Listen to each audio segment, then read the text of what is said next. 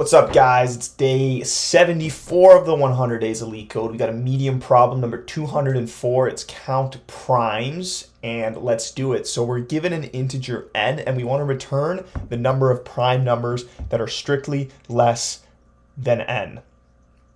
Okay, so we have our input n equals 10. We have our output 4, and that's because there are 4 prime numbers less than 10, 2, 3, 5, and 7. When n is 0, the output is 0 because there are no prime numbers less than 0.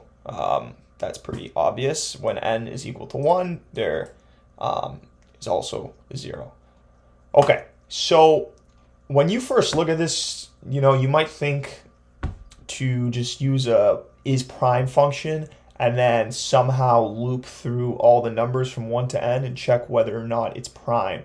Now, that would work in theory, but it's incredibly inefficient, and if you tried to implement that on LeetCode, it would actually give you a time limit exceeded for some of the larger ends that they give you. So there's a much more efficient way to do it. We're going to be using something, basically it's a principle called the sieve of Eratosthenes, and that's basically, I'm going to be linking something if you want to read about it, but it's basically this massive table that this Greek guy came up with a long time ago.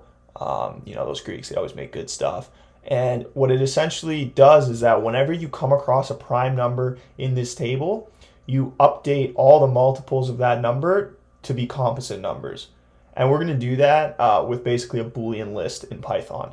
And I'm going to explain that. Let's start coding. Okay, so the first thing we're going to do is we're going to say if n is less than 3, we're going to return 0. And that's because if n was 1, we return 0. If n was 0, we return 0 because we're here. You can just look at these examples. And if n is 2, we also return 0 because we want the number of prime numbers that are strictly less than n. And there's no prime number less than 2. So that's why we return 0 for that. Okay, so that's just the first thing we need to do. Now we're going to create, I'm calling it sieve because basically it's named after Eratosthenes. I'm butchering that pronunciation, but his invention. So it's going to be a list, and we're going to initialize it to true, and it's going to have n indices in it. Okay, first thing we want to do is we want to say 0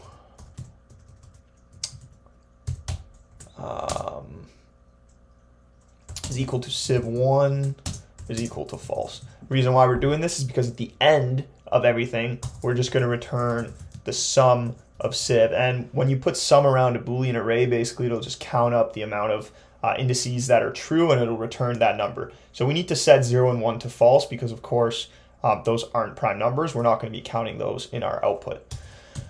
Okay, so now we've done that. And what we want to do is we want to basically create, we're going to use 2 loops, and the first one is going to basically iterate through all our numbers, except we're not going to go all the way to n, we're just going to go to the square root of n. And the reason why we're only doing that is because once you go to the other side of the square root of n, we've already counted the lower number of the multiplication. So if you think about it like this, so the number 16,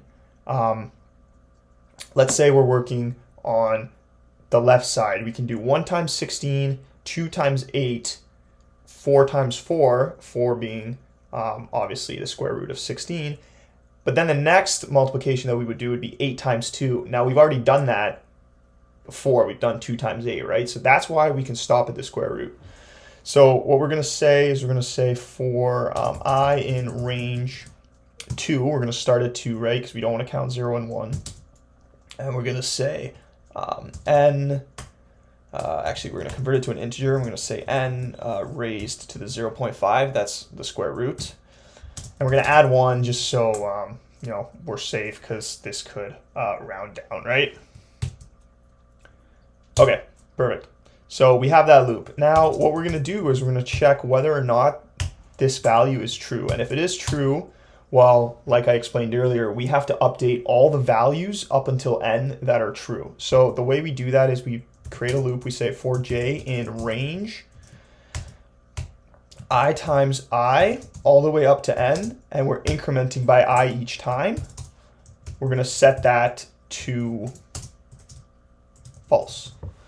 Okay, so what are we doing here? Basically, we're not updating our current index, but we are going to start at the square of that number. So if we come across prime number, let's say 7, we're going to start updating at 7 times 7. That's going to be the beginning of our basically of this range function, all the way up to n, and then we're going to increment this number, 7 times 7 is 49, by 7 each time. And all those numbers are going to be basically multiples of 7 that we are basically setting to false because we now know they're not prime numbers. Hopefully that makes sense, because that is our solution. We can just submit it.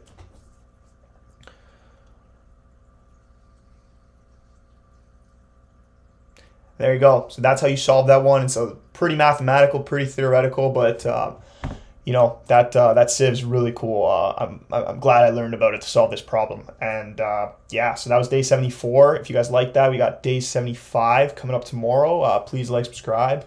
Take care.